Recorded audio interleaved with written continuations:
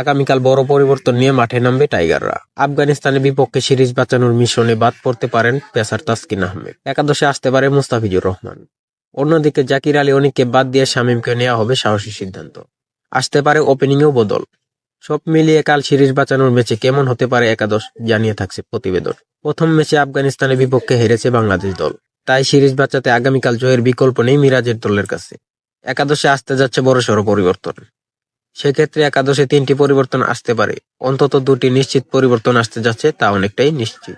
ওপেনিংয়ে তানজিদ হোসেন তামিমকে আরো একবার সুযোগ দিবে কিনা তা ভাববে ম্যানেজমেন্ট। যদি না দেয় তাহলে ইমন খেলবেন একাদশে। সাইফ হাসান কালও একাদশে থাকছেন, তা অনেকটাই নিশ্চিত। তবে তামিম যদি বাদ পড়েন সেখানে ইমনকে বাজিয়ে দেখলেও দেখতে পারে টিম ম্যানেজমেন্ট। 3 নম্বরে নাজমুল হোসেন শান্ত খেলছেন, তাতে খুব একটা সন্দেহ নেই। ওডিআইতে দুর্দান্ত ফর্মে রয়েছেন তিনি, যদিও সর্বশেষ ম্যাচে খারাপ খেলেছেন এই দেশসেরা ওডিআই ব্যাটার। 4 নম্বরে আরো একবার ভরসা হবেন তাওহিদ হৃদয়। গত ম্যাচে ধীর গতির ইনিংস খেললেও দলের জন্য তা ছিল কার্যকারী। মেহেদী হাসান মিরাজ তিনি 5 নম্বরেই খেলবেন। দলের ক্যাপ্টেন যদিও গত ম্যাচে 50 হাঁকিয়েছেন, তবে দলের জন্য খুব বেশি একটা ভালো ছিল না তার ইনিংস। ধীর গতির ইনিংস খেলে শেষের দিকে দলকে চাপে ফেলেছেন তিনি।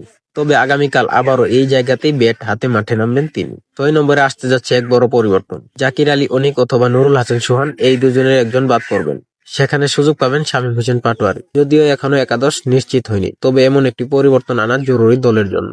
কেননা জাকির আলী অনিক আর নুরুল হাসান সোহান দুজনেই অনেকটাই একই ধরনের খেলোয়াড়। দুজনেরই রয়েছে অফে দুর্বলতা, তাই এই দুজনের একজনকে বাদ দিয়ে সেখানে শামীম হোসেন পাটোয়ারিকে খেলানোটি হবে সঠিক সিদ্ধান্ত। এদিকে স্পিন বিভাগে তানভীর ইসলাম গত ম্যাচে দুর্দান্ত করেছেন, তাই এই ম্যাচে তাকে বাদ দেওয়ার সুযোগ খুব একটা নেই। তবে টেকনিক্যাল কারণে দলের একমাত্র লেগ স্পিনার রিশাদকে যদি খেলানো হয় তাহলে খুব একটা খারাপ সিদ্ধান্ত হয় না। এদিকে পেস ডিপার্টমেন্টে এক পরিবর্তন আসতে যাচ্ছে, তা অনেকটাই নিশ্চিত। সেক্ষেত্রে তাসকিন আহমেদ এবং হাসান মাহমুদ, এই দুজনের একজনকে বাদ দিয়ে একাদশে প্রবেশ করানো হবে মুস্তাফিজুর রহমানকে। তবে সেক্ষেত্রে তাসকিন আহমেদ বাদ পড়ার সম্ভাবনাটাই বেশি। গত ম্যাচে অল্প টার্গেটেও প্রায় 6-এর উপরে রান দিয়েছেন তিনি। আগের ম্যাচ হারায় এই ম্যাচে জয়ের বিকল্প নেই টাইগার। এই ম্যাচ হারলে এক ম্যাচ হাতে রেখে সিরিজ জিতবে আফগানিস্তান।